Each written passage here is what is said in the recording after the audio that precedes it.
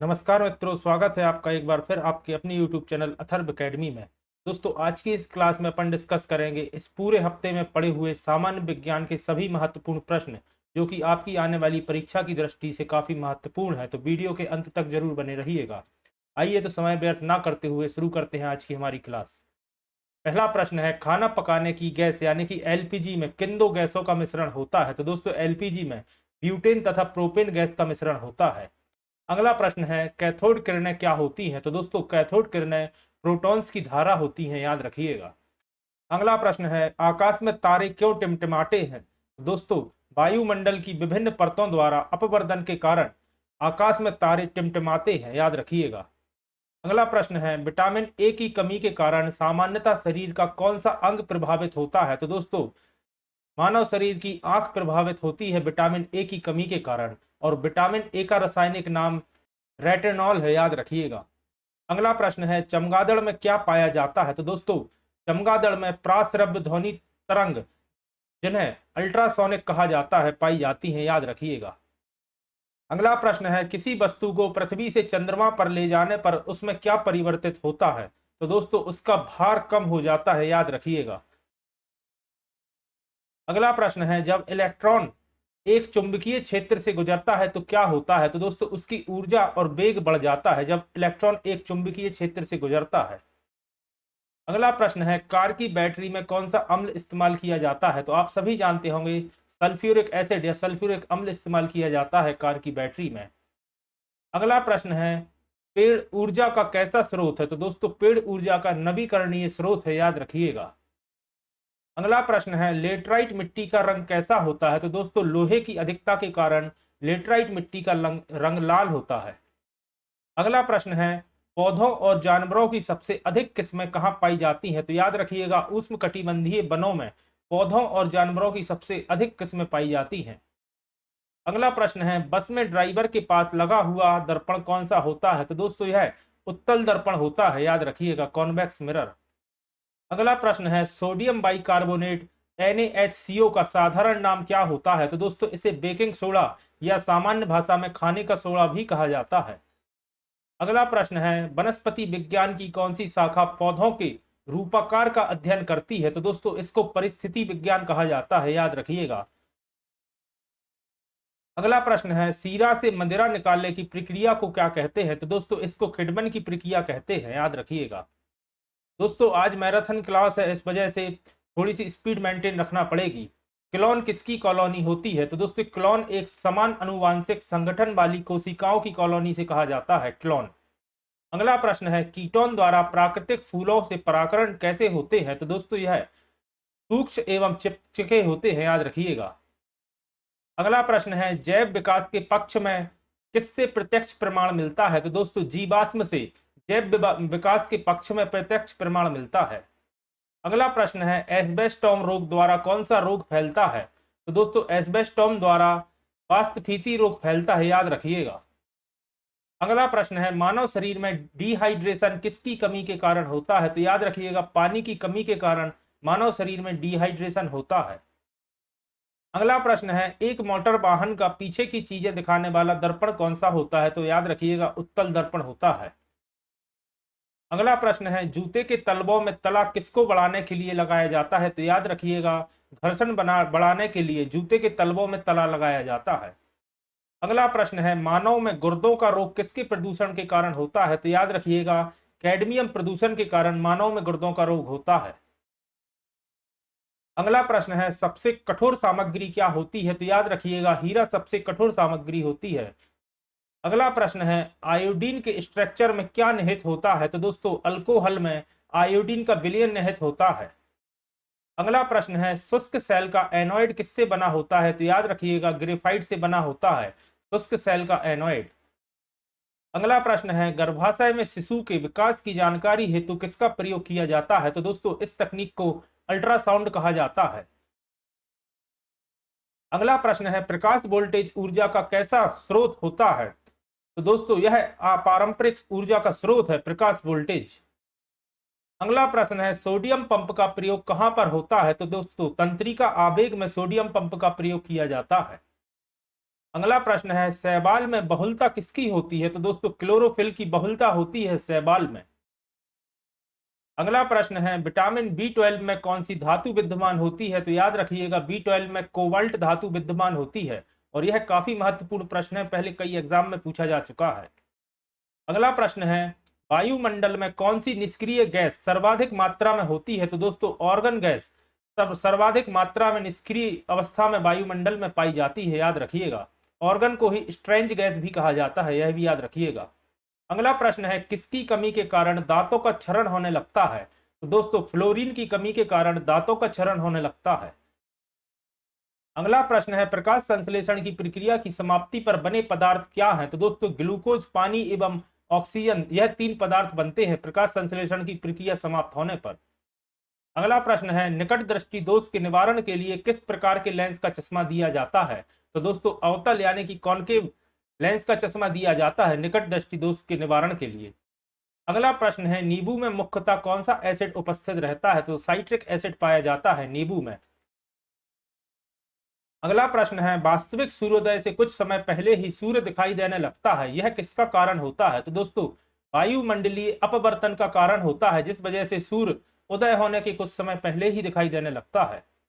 अगला प्रश्न है भोजन में लोहे की कमी से कौन सा रोग होता है? तो दोस्तों एनीमिया रोग होता है भोजन में लोहे की कमी से, जिसमें शरीर में हीमोग्लोबिन की कमी हो जाती है। अगला प्रश्न है वाइसिनोसिस बीमारी क्या होती है? तो दोस्तों यह एक फेफड़ों से संबंधित बीमारी है जो रेशे युक्त धूल में अधिक समय तक सांस लेने से होती है, वाइसिनोसिस, याद रखिएगा। अगला प्रश्न है जल में पानी का बुलबुला किसकी भांति व्यवहार करता है? तो दोस्तों यह अवतल लेंस की भांति व्यवहार करता है जल में पानी का बुलबुला। अगला प्रश्न है चंद्र ग्रहण किस दिन हो सकता है? तो दोस्तों चंद्र ग्रहण पूर्णिमा के दिन होता है, याद रखिएगा। अगला प्रश्न है पीतल के निर्माण में कौन सा धातु प्रयोग होता है? तो याद रखिएगा जस्ता एवं तांबे का प्रयोग किया जाता है पीतल के निर्माण में। जस्ता दोस्तों जिसे टिन कहा जाता है, तांबे को कॉपर कहा जाता है, याद रखिएगा। अगला प्रश्न है भूकंप तरंग किस में दर्ज की जाती है? तो दोस्तों सीस्मोग्राफ पर भूकंप तरंग दर्ज की जाती है। अगला प्रश्न है प्रसिद्ध वैज्ञानिक कौन था जिसने अपने स्नानागार में एक प्रसिद्ध खोज की थी? तो दोस्तों इनका नाम है आर्किमिडीज, जिन्होंने अपने स्नानागार में उत्प्लावकता का सिद्धांत दिया था, याद रखिएगा। और आर्किमिडीज का संबंध ग्रीस के एथेंस से है, याद रखिएगा। अगला प्रश्न है ओजोन स्तर हमें किससे संरक्षण प्रदान करता है? तो दोस्तों अल्ट्रा बैगनी विकिरण से ओजोन हमें संरक्षण प्रदान करता है, याद रखिएगा। अगला प्रश्न है गर्म किए जाने पर नीले रंग के कांच में किस रंग की चमक होगी? तो दोस्तों नीले कांच में लाल रंग की चमक दिखाई देती है गर्म किए जाने पर। अगला प्रश्न है स्टेनलेस स्टील क्या है? तो दोस्तों स्टेनलेस स्टील एक मिश्र धातु है, याद रखिएगा। अगला प्रश्न है शक्ति का मात्रक क्या है? तो दोस्तों वाट शक्ति का मात्रक होता है। अगला प्रश्न है जल का अधिकतम घनत्व किस तापमान पर संभव होता है? तो दोस्तों 4 डिग्री सेल्सियस पर जल का अधिकतम घनत्व संभव होता है।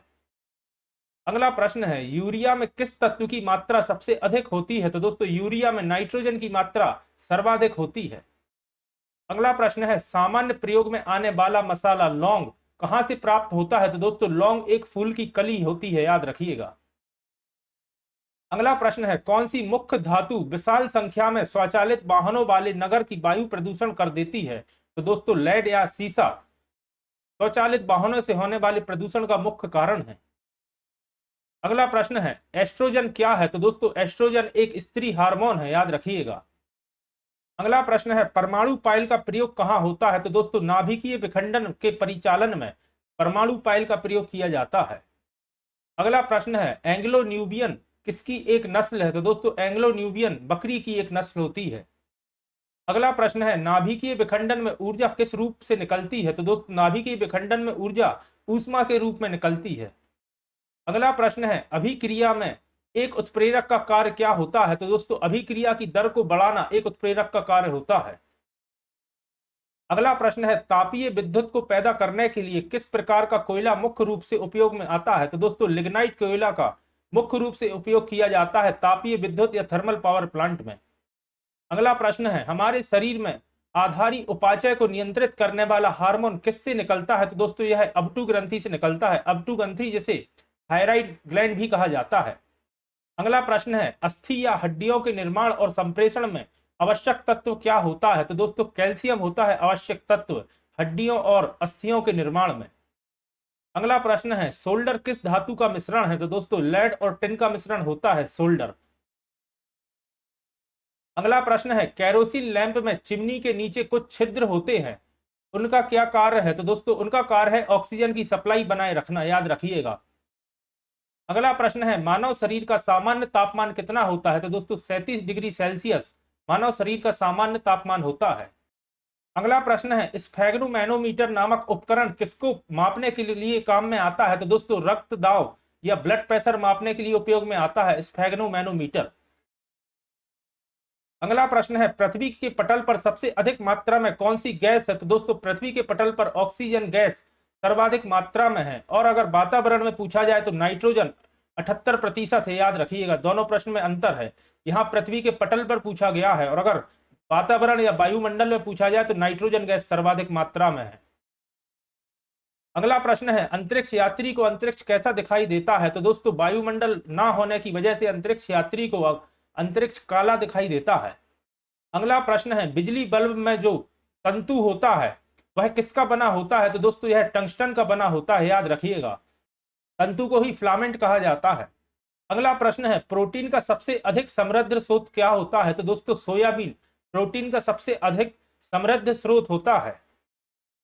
अगला प्रश्न है हवा में छोड़े जाने वाली प्रक्षोपास्त्र किस तरह के पथ पर अनुसरण करती है? प्रक्षोपास्त्र का मतलब होता है मिसाइल। तो दोस्तों यह परवालियक पथ पर अनुसरण करती है, याद रखिएगा। परवालियक पथ का मतलब होता है पैराबोलॉइड पथ, परवालिक का मतलब होता है पैराबोला, तो याद रखिएगा मिसाइल पैराबोलॉइड पथ पर अनुसरण करती है।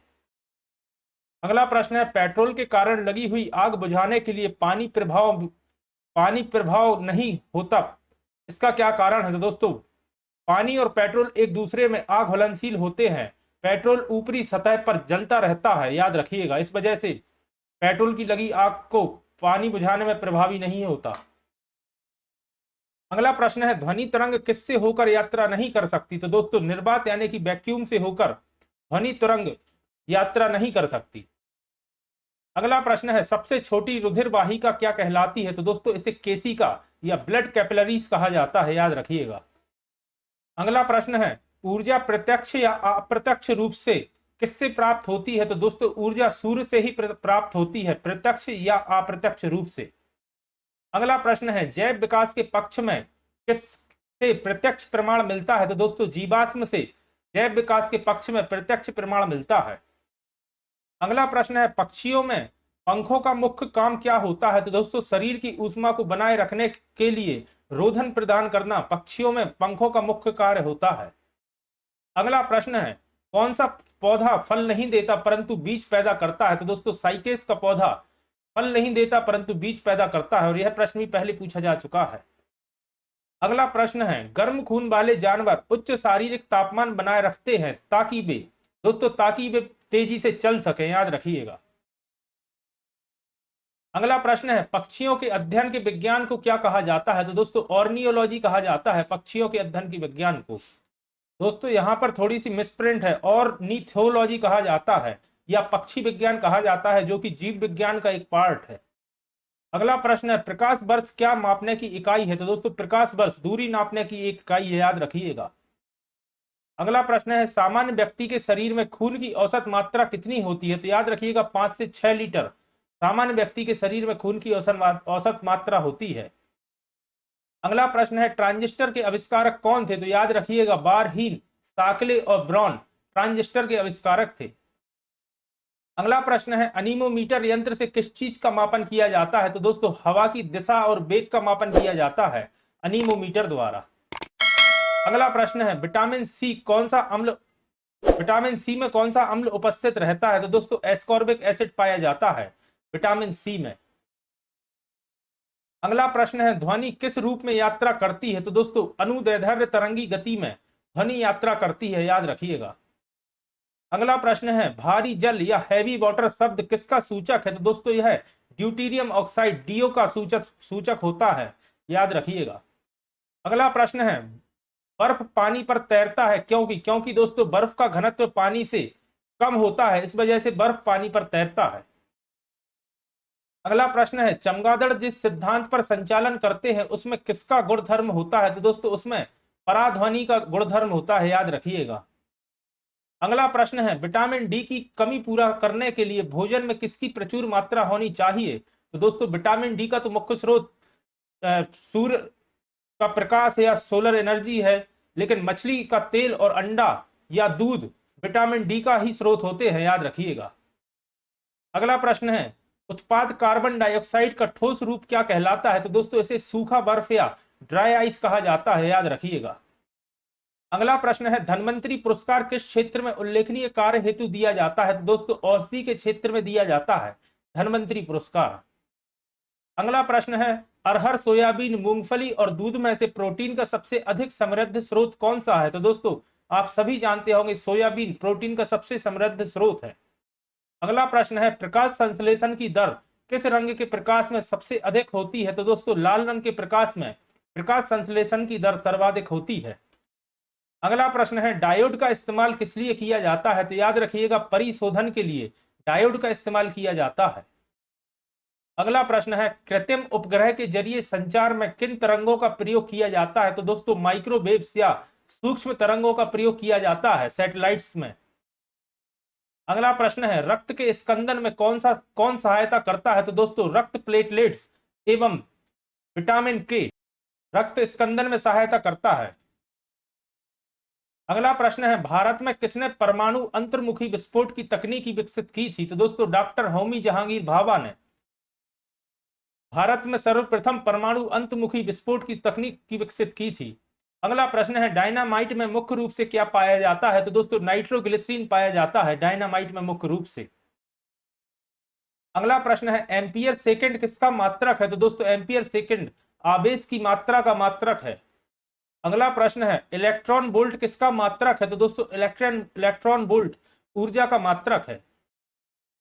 अगला प्रश्न है, फाइकोलॉजी में किसका अध्ययन किया जाता है? तो दोस्तों शैवाल का अध्ययन किया जाता है फाइकोलॉजी में। अगला प्रश्न है, मोतियाबिंद की बीमारी किस कारण से होती है? तो दोस्तों इसका सही जवाब होगा आंख के लेंस की अपारदर्शिता के कारण मोतियाबिंद की बीमारी होती है। अगला प्रश्न है, विद्युत बल्ब की ज्योति दक्षता का मात्रक क्या होता है? तो दोस्तों ल्यूमेन वाट होता है विद्युत बल्ब की ज्योति दक्षता का मात्रक। अगला प्रश्न है, किस वायु प्रदूषण के कारण अम्लीय वर्षा होती है? तो दोस्तों नाइट्रस ऑक्साइड और सल्फर डाइऑक्साइड के कारण अम्लीय वर्षा या एसिड रेन होती है। अगला प्रश्न है, शरीर में एनीमिया रोग किस कारण से उत्पन्न होता है? तो दोस्तों शरीर में आयरन यानी कि लोहे की कमी के कारण एनीमिया रोग होता है, जिसमें हीमोग्लोबिन की कमी हो जाती है। अगला प्रश्न है, नीम का पेड़ अपनी किस विशेषता के कारण विश्व का ध्यान अपनी ओर आकर्षित कर रहा है? तो दोस्तों यह कीटनाशक का स्रोत होने के कारण विश्व का अपने ओर ध्यान आकर्षित कर रहा है। अगला प्रश्न है, मनुष्य में छोटी आंत किसके लिए होती है? तो दोस्तों यह अवशोष के लिए होती है, याद रखिएगा। अगला प्रश्न है, पॉलीग्राफ किसके लिए उपयोग में लाया जाता है? तो दोस्तों झूठ बोलने वाले का पता लगाने के लिए पॉलीग्राफ टेस्ट किया जाता है। अगला प्रश्न है, आंख के स्वस्थ कार्य करने में कौन सा विटामिन सहायता करता है? तो दोस्तों विटामिन ए सहायता करता है। अगला प्रश्न है, सागों में सबसे अधिक मात्रा में कौन सा तत्व पाया जाता है? तो दोस्तों सागों में सर्वाधिक मात्रा में लोहा पाया जाता है, सागों एवं हरी सब्जियों में, याद रखिएगा। अगला प्रश्न है, पोलियो किसके कारण से होता है? तो दोस्तों पोलियो एक विषाणु या वायरस से होने वाला रोग है, याद रखिएगा। अगला प्रश्न है, पेसमेकर का क्या अर्थ है या क्या कार्य है? तो दोस्तों पेसमेकर दिल की धड़कन प्रारंभ करने का कार्य करता है। पेसमेकर दोस्तों आर्टिफिशियली तौर पर हृदय में लगाया जाता है, जो कि दिल की धड़कन को सामान्य बनाए रखता है। अगला प्रश्न है, सिरके या विनेगर का मुख्य अंग क्या होता है? तो दोस्तों एसिटिक एसिड होता है विनेगर का मुख्य अंग। अगला प्रश्न है, गोबर गैस में मुख्यतः कौन सी गैस होती है? तो दोस्तों मीथेन गैस मुख्य गैस होती है गोबर गैस में। अगला प्रश्न है, प्लास्टर ऑफ पेरिस जमाने के लिए क्या आवश्यक होता है? तो दोस्तों जलयोजन द्वारा अन्य हाइड्रोजन बनाना जरूरी होता है प्लास्टर ऑफ पेरिस के जमने में। अगला प्रश्न है, ट्रांसफार्मर का क्या कार्य है? तो दोस्तों ट्रांसफार्मर एसी वोल्टता को घटाता और बढ़ाता है। अगर सही शब्दों में कहा जाए तो यह वोल्टेज मेंटेन करता है, याद रखिएगा, एसी वोल्टेज। अगला प्रश्न है, वायु में ध्वनि का वेग तापमान पर किस प्रकार निर्भर करता है? तो दोस्तों तापमान के घटने पर घट जाता है वायु में ध्वनि का वेग, और तापमान बढ़ने पर बढ़ जाता है, याद रखिएगा। अगला प्रश्न है, एक मानव में औसत हृदय स्पंदन की संख्या की परिसर कितना होता है? यानी कि हार्ट बीट का रेट पूछा है तो 71 से 80, और अगर एग्जैक्ट कहीं आपसे पूछा जाए तो याद रखिएगा 72। अगला प्रश्न है, परिस्थितिकी तंत्र में नाइट्रोजन का परिसंचरण किसके द्वारा होता है? तो दोस्तों यह जीवाणुओं द्वारा होता है, याद रखिएगा। अगला प्रश्न है, मछलियों के यकृत तेल में किस विटामिन की प्रचुरता होती है? तो दोस्तों विटामिन डी की प्रचुरता होती है फिश लीवर ऑयल में। अगला प्रश्न है, किस अम्ल का प्रयोग अस्कंदन कारक के रूप में मृदु पेय के निर्माण में किया जाता है? तो दोस्तों फॉस्फोरिक एसिड का इस्तेमाल किया जाता है, याद रखिएगा। अगला प्रश्न है, ऑप्टिकल फाइबर का प्रयोग कहां होता है? तो दोस्तों इंडोस्कोपी में ऑप्टिकल फाइबर का प्रयोग होता है। दोस्तों इंडोस्कोपी में पेट के अंदर की जांच की जाती है, और इंडोस्कोपी इसका ऑप्शन के हिसाब से सही जवाब है। बाकी ऑप्टिकल फाइबर का उपयोग संचार प्रणाली के लिए भी किया जाता है, जनरली टेलीफोन लाइन, इंटरनेट सेवा एवं केबल टीवी के लिए भी ऑप्टिकल फाइबर का प्रयोग किया जाता है, याद रखिएगा। अगला प्रश्न है, पृथ्वी पर पड़ने वाले वायुमंडलीय दाब का क्या कारण है? तो दोस्तों यह गुरुत्वाकर्षण इसका मुख्य कारण होता है। अगला प्रश्न है, रक्त स्कंदन कौन सा विटामिन क्रियाशील होता है रक्त स्कंदन में? तो दोस्तों विटामिन के क्रियाशील होता है रक्त स्कंदन में।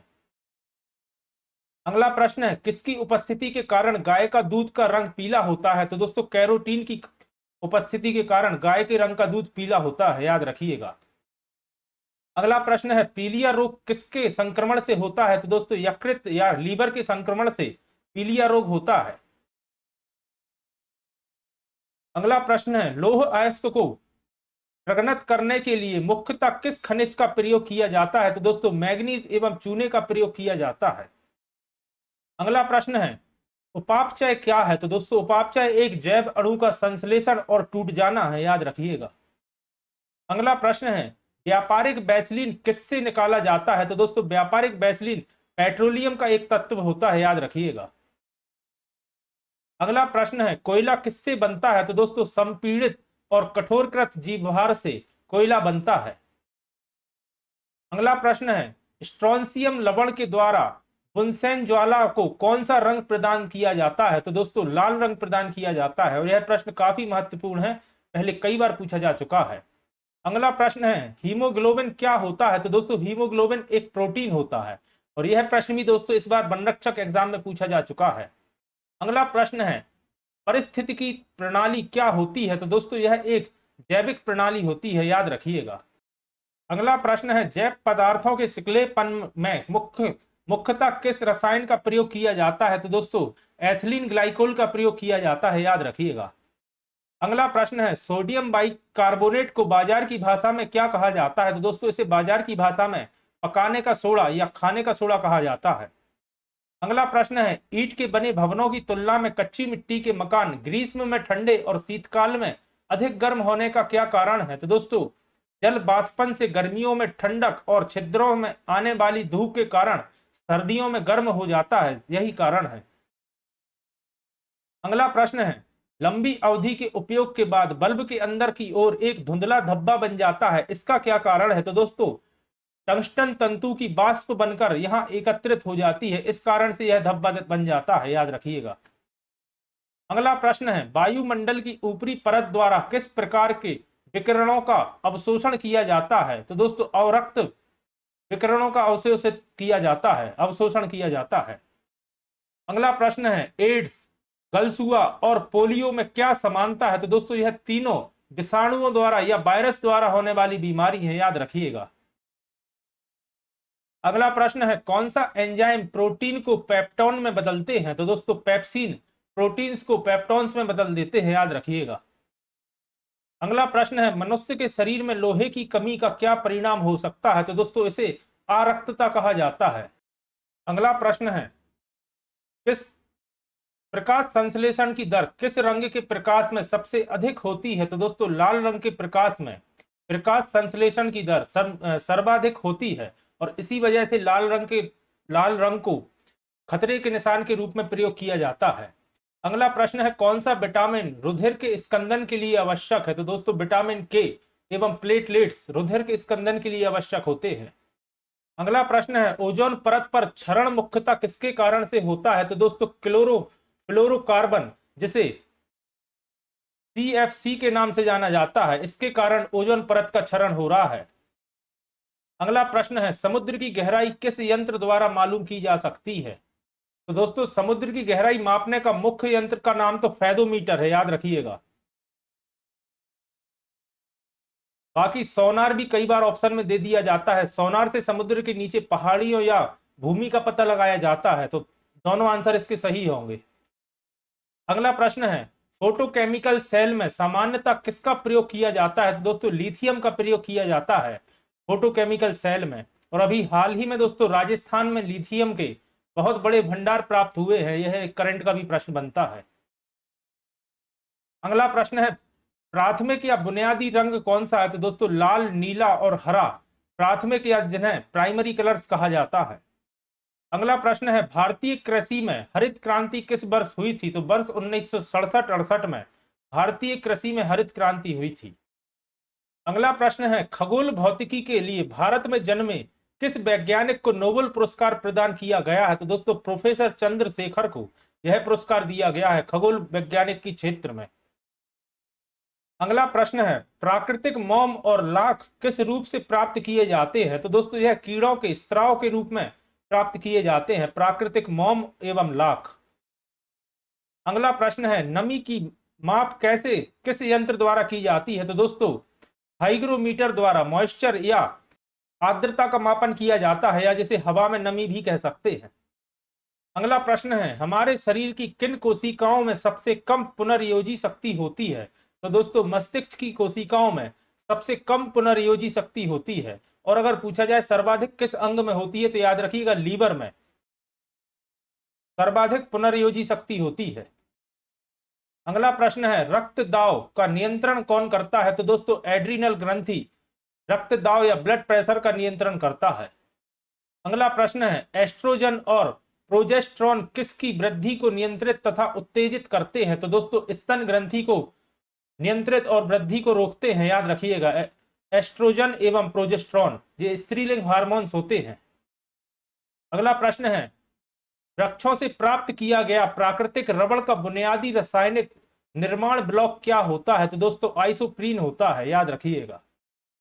अगला प्रश्न है, पाइरिडॉक्सिन किसका रासायनिक नाम है? तो दोस्तों विटामिन B6 का रासायनिक नाम होता है पाइरिडॉक्सिन। दोस्तों रासायनिक नाम से अभी हाल फिलहाल में कई एग्जाम्स में प्रश्न देखने को मिल रहे हैं, याद रखिएगा।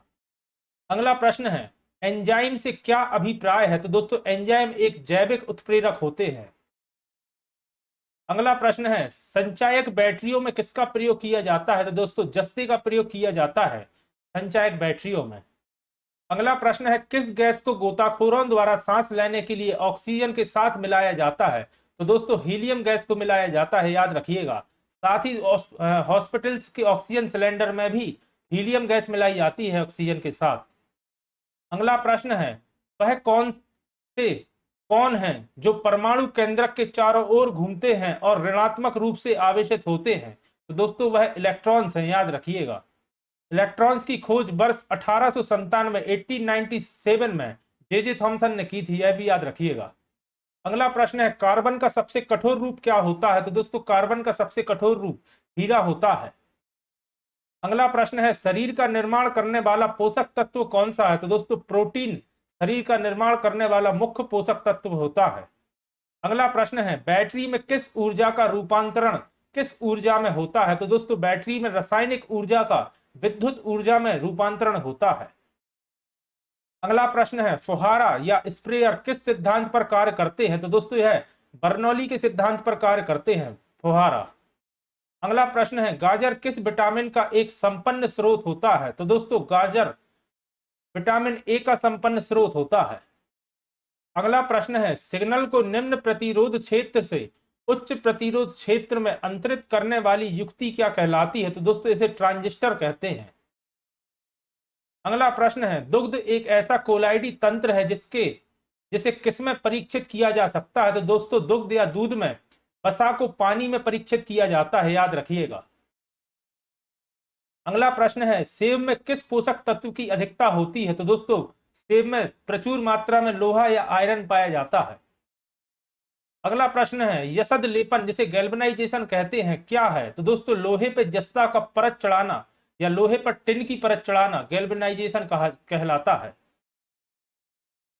अगला प्रश्न है, जब दो इलेक्ट्रॉन एक ही कक्षा में होते हैं तो उनमें क्या पाया जाता है? तो दोस्तों उनमें विपरीत चक्रण पाया जाता है जब दो इलेक्ट्रॉन्स एक ही कक्षा में होते हैं। अगला प्रश्न है, सूर्य में ऊर्जा का निरंतर सृजन किस कारण से होता है? तो दोस्तों नाभिकीय संलयन से सूर्य में ऊर्जा का निरंतर सृजन होता है। नाभिकीय संलयन को भी न्यूक्लियर फ्यूजन कहा जाता है। अगला प्रश्न है, मनुष्य के जीव के किस क्षेत्र में कड़वाहट की संवेदना सीमित रहती है? तो दोस्तों जीव के पिछले भाग में, याद रखिएगा। अगला प्रश्न है, एमनियोसेंटेसिस किस विधि का नाम है? तो दोस्तों गर्भ में शिशु के स्वास्थ्य की दशाओं का पता लगाने की विधि को कहा जाता है एमनियोसेंटेसिस। अगला प्रश्न है, सभी खनिज तेल किस कार्बनिक यौगिक के नाम से जाने जाते हैं? तो दोस्तों यह सभी हाइड्रोकार्बन्स के नाम से जाने जाते हैं। अगला प्रश्न है, कूलिज नलिका का प्रयोग क्या उत्पन्न करने के लिए किया जाता है? तो दोस्तों एक्सरे किरणें उत्पन्न करने के लिए कूलिज नलिका का प्रयोग किया जाता है। अगला प्रश्न है, नियंत्रित विद्युत प्रदाय करने के लिए मुख्यतः किसका प्रयोग किया जाता है? तो दोस्तों जंक्शन डायोड का प्रयोग किया जाता है नियंत्रित विद्युत प्रदाय करने के लिए। अगला प्रश्न है, प्रथम व्युक्त प्रतिजैविकी जिसे एंटीबायोटिक कहते हैं कौन सा था? तो दोस्तों पेनिसिलिन था, याद रखिएगा। अगला प्रश्न है, अबटू ग्रंथि या थायराइड के काम कम करने का क्या कारण हो सकता है? तो दोस्तों आयोडीन की कमी के कारण थायराइड ग्रंथि कार्य स्लो कर देती है या कम कार्य करती है। अगला प्रश्न है, रक्त स्कंदन के लिए अनिवार्य रुधिर कोशिका क्या होती है? तो दोस्तों प्लेटलेट्स, जैसा कि ऊपर मैंने क्वेश्चन में बताया था। अगला प्रश्न है, किसी रोगी की जैविक मृत्यु का अर्थ उसके किस अंग के मर जाने से है? तो दोस्तों उसके हृदय के मर जाने से या हृदय के बंद हो जाने का मतलब होता है जैविक मृत्यु। अगला प्रश्न है, हार्ट पेसमेकर में प्रयुक्त विघट नाभिक क्या होता है? तो दोस्तों प्लूटोनियम होता है। हार्ट पेसमेकर जो कि आर्टिफिशियली तौर पर दिल की धड़कन या हार्ट की धड़कन मेंटेन करने के लिए लगाया जाता है, उसमें मुख्य रूप से प्लूटोनियम धातु होता है। अगला प्रश्न है, कृत्रिम वर्षा कराने में प्रयुक्त रसायन को क्या कहते हैं? तो दोस्तों रजत आयोडाइड या सिल्वर आयोडाइड आर्टिफिशियल रेन कराने के लिए मुख्य रसायन प्रयोग किया जाता है और यह प्रश्न पहले कई बार पूछा जा चुका है। अगला प्रश्न है, प्रकाश संश्लेषण क्रिया में कौन सा वर्णक पिगमेंट का कार्य करता है? तो दोस्तों क्लोरोफिल करता है। अगला प्रश्न है, विटामिन बी वन किस नाम से जाना जाता है? तो दोस्तों विटामिन बी1 का रासायनिक नाम पूछा है तो याद रखिएगा थाइमीन विटामिन बी1 का रासायनिक नाम होता है। अगला प्रश्न है, रोगजनक जीवाणु क्या निस्तारित करते हैं? तो दोस्तों रोगजनक जीवाणु प्रतिजन निस्तारित करते हैं। अगला प्रश्न है, मुक्त जीवों में नाइट्रोजन यौगीकरण सूक्ष्म जीवों का क्या नाम है? तो दोस्तों इन्हें राइजोबियम कहा जाता है। अगला प्रश्न है, खाने का नमक बरसात के मौसम में गीला क्यों हो जाता है? दोस्तों खाने के नमक में मौजूद सोडियम क्लोराइड में मैग्नीशियम क्लोराइड जैसी आसंजक अशुद्धता रहती है। इस कारण से सोडियम क्लोराइड या खाने का नमक बरसात के मौसम में गीला हो जाता है। अगला प्रश्न है, भारी मशीनों में स्नेहक के रूप में किस चीज का प्रयोग किया जाता है? तो याद रखिएगा ग्रेफाइट का प्रयोग किया जाता है। अगला प्रश्न है, गियर व्हील बनाने के लिए सामान्यतः किस प्लास्टिक पदार्थ का उपयोग किया जाता है? तो दोस्तों पॉलीस्टाइरीन का प्रयोग किया जाता है गियर व्हील बनाने के लिए। अगला प्रश्न है, ग्लूकोज को इथेनॉल अल्कोहल में कौन सा एंजाइम बदलता है? तो दोस्तों जाइमेज ग्लूकोज को इथेनॉल अल्कोहल में बदल देता है। अगला प्रश्न है, बंद चूल्हे या ओवन में किसका प्रयोग किया जाता है? तो दोस्तों सूक्ष्म तरंग या माइक्रोवेव्स का प्रयोग किया जाता है ओवन में। अगला प्रश्न है रासायनिक रूप से रेशम का रेशा क्या होता है? तो दोस्तों उसे सेल्यूलोज कहते हैं, सेल्यूलोज होता है रासायनिक रूप से रेशम का रेशा। अगला प्रश्न है हैजा के रोगाणुओं की खोज किसने की थी? तो दोस्तों सर्वप्रथम रॉबर्ट कोच ने हैजा के रोगाणुओं की खोज की थी। अगला प्रश्न है हाइड्रोजन बम किसने विकसित किया था? दोस्तों जे रॉबर्ट ओपनहीमर ने हाइड्रोजन बम विकसित किया था।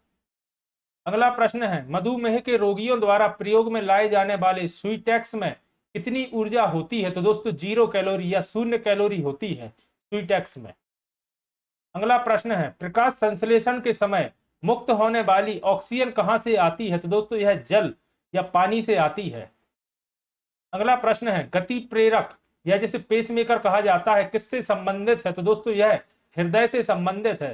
दोस्तों ये आपको सेम टाइप के जो प्रश्न देखने को मिल रहे हैं पेसमेकर से संबंधित या कोई भी अन्य, तो ये कहीं ना कहीं एग्जाम से पूछे गए हैं, इस वजह से मैंने सेम पैटर्न के प्रश्न आज की वीडियो में इंक्लूड किए हैं। अगला प्रश्न है ध्वनि का वेग किसमें सबसे अधिक होता है? तो दोस्तों इस्पात यानी कि स्टील में सबसे अधिक होता है ध्वनि का वेग। अगला प्रश्न है चूहों को मारने के विष का रासायनिक नाम क्या होता है? तो दोस्तों जिंक फॉस्फाइड होता है चूहे मारने की विष का रासायनिक नाम। अगला प्रश्न है मोनाजाइट किसका अयस्क है? तो दोस्तों थोरियम का अयस्क होता है मोनाजाइट। अगला प्रश्न है केशिका क्रिया किसका परिणाम है? तो दोस्तों सतही तनाव या सरफेस टेंशन का परिणाम होती है केशिका क्रिया। अगला प्रश्न है रुधिर वर्ग बी वाला व्यक्ति निरापद कौन से रुधिर वर्ग के व्यक्तियों के लिए रक्तदान कर सकता है? तो दोस्तों ब्लड ग्रुप बी वाला व्यक्ति ब्लड ग्रुप बी एवं ब्लड ग्रुप ए बी वाले के लिए ब्लड डोनेट कर सकता है। अगला प्रश्न है किस क्षेत्र में उत्कृष्ट उपलब्धि के लिए भूमंडलीय 500 पुरस्कार दिए जाते हैं? तो दोस्तों औषधि के क्षेत्र में दिया जाता है यह पुरस्कार भूमंडलीय 500। अगला प्रश्न है सबसे तेज बढ़ने वाला पौधा कौन सा है? तो दोस्तों यूकेलिप्टस सबसे तेज बढ़ने वाला पौधा है। अगला प्रश्न है अम्लीय वर्षा में अधिक मात्रा में क्या होता है? तो दोस्तों सल्फर डाइऑक्साइड एवं नाइट्रोजन ऑक्साइड अम्लीय वर्षा या एसिड रेन में पाई जाती है। अगला प्रश्न है समुद्री शैवाल में क्या होता है? तो दोस्तों समुद्री शैवाल में मुख्य रूप से आयोडीन होता है। अगला प्रश्न है सुदूर फोटो चित्रण में यहां मिसप्रिंट दोस्तों प्रकाश की कौन सी किरण उपयोग में आती है? तो दोस्तों इंफ्रारेड किरण उपयोग में आती है, याद रखिएगा।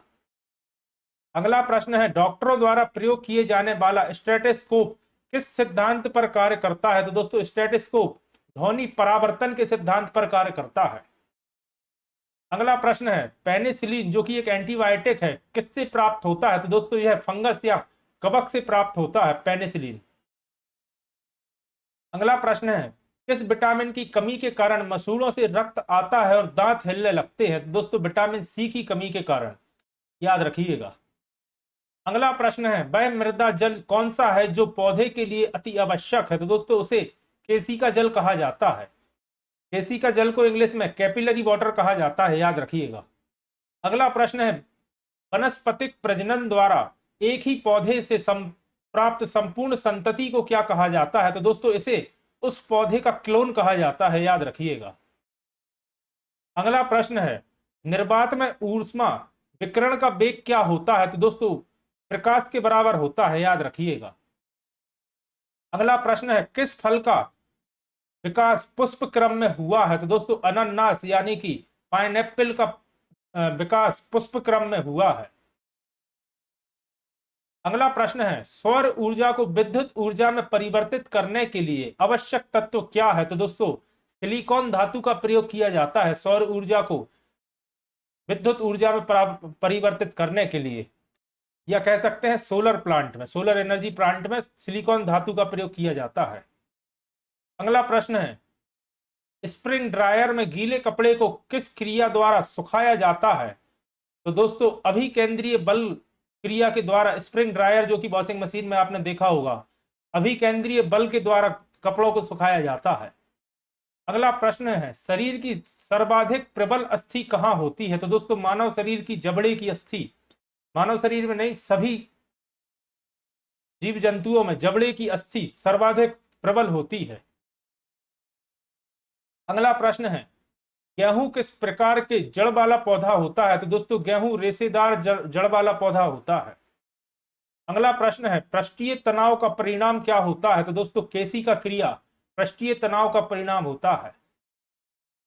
अगला प्रश्न है, पुष्प के किस भाग द्वारा प्रकाश संश्लेषण की क्रिया की जा सकती है? तो दोस्तों वाहन जलपुंज द्वारा की जाती है।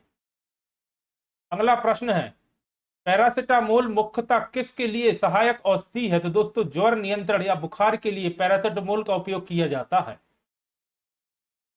अगला प्रश्न है, 100 डिग्री पर पानी की अपेक्षा भाप अधिक गंभीर दाह करती है, ऐसा क्यों है? तो दोस्तों क्योंकि बाष्पन में गुप्त ऊष्मा होती है, याद रखिएगा बाष्प में गुप्त ऊष्मा होती है। काफी बार पूछा जा चुका प्रश्न है। अगला प्रश्न है, आती हुई कार की चाल को मापने के लिए पुलिस अधिकारी उस पर क्या चमकाता है? तो दोस्तों भाई उसकी स्पीड पता करने के लिए रेडियो तरंगे चमकाता है, याद रखिएगा। अगला प्रश्न है, कार्बोहाइड्रेट्स का वह रूप जो पौधे में संश्लेषित होता है वह क्या होता है? तो दोस्तों वह फ्रक्टोज के रूप में होता है कार्बोहाइड्रेट्स पौधों में, याद रखिएगा।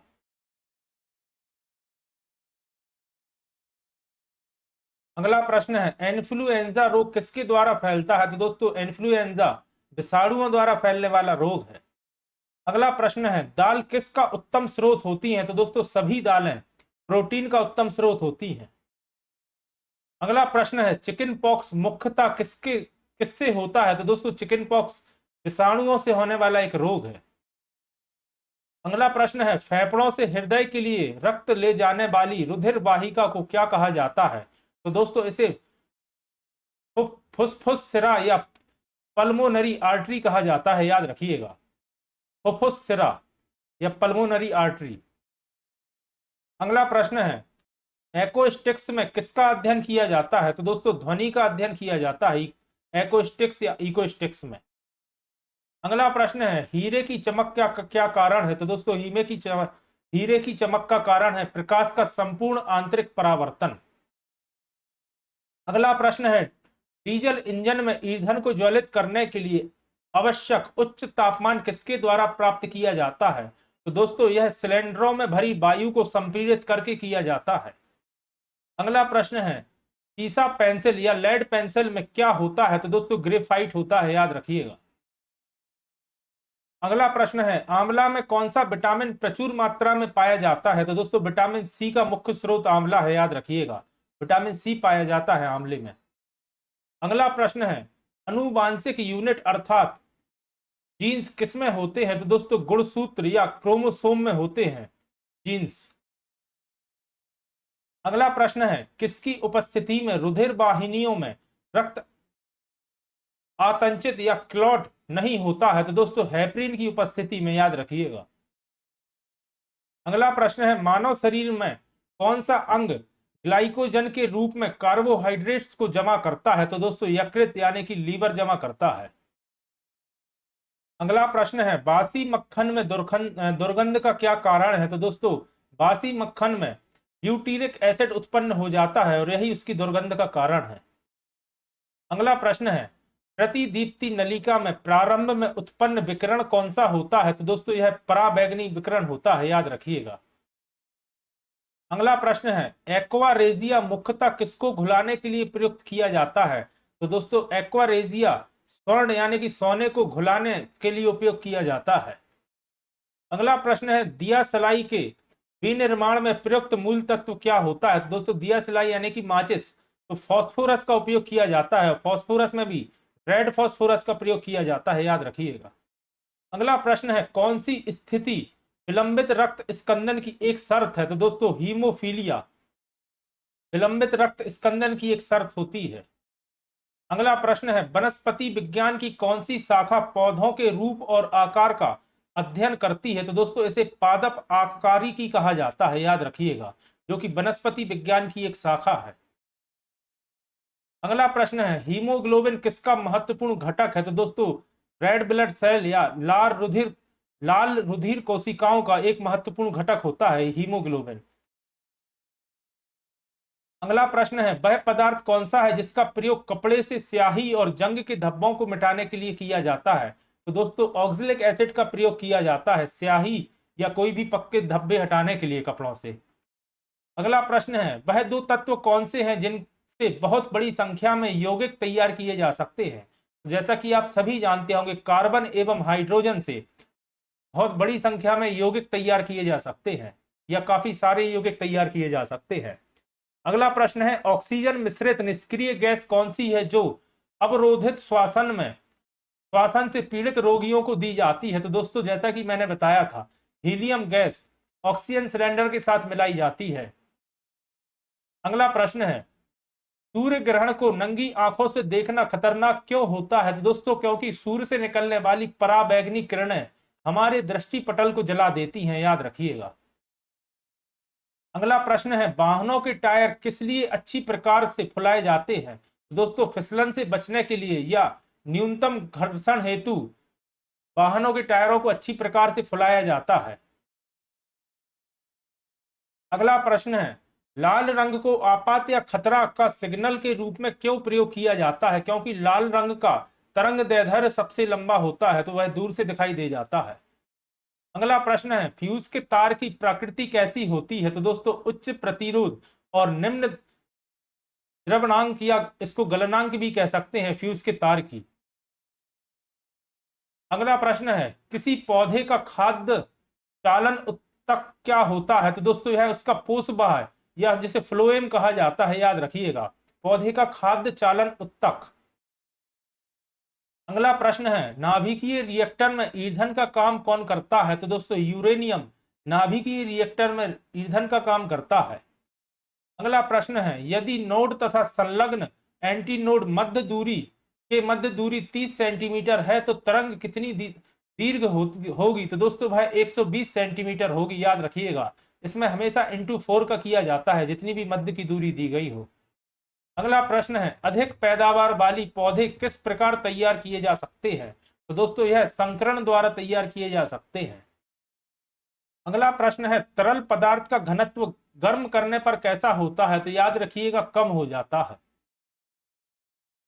अगला प्रश्न है, यह सौर बैटरी है, सौर बैटरी या सेलों में प्रयुक्त पदार्थ क्या होता है? तो दोस्तों, याद रखिएगा, सीजियम का प्रयोग किया जाता है सोलर बैटरीज में।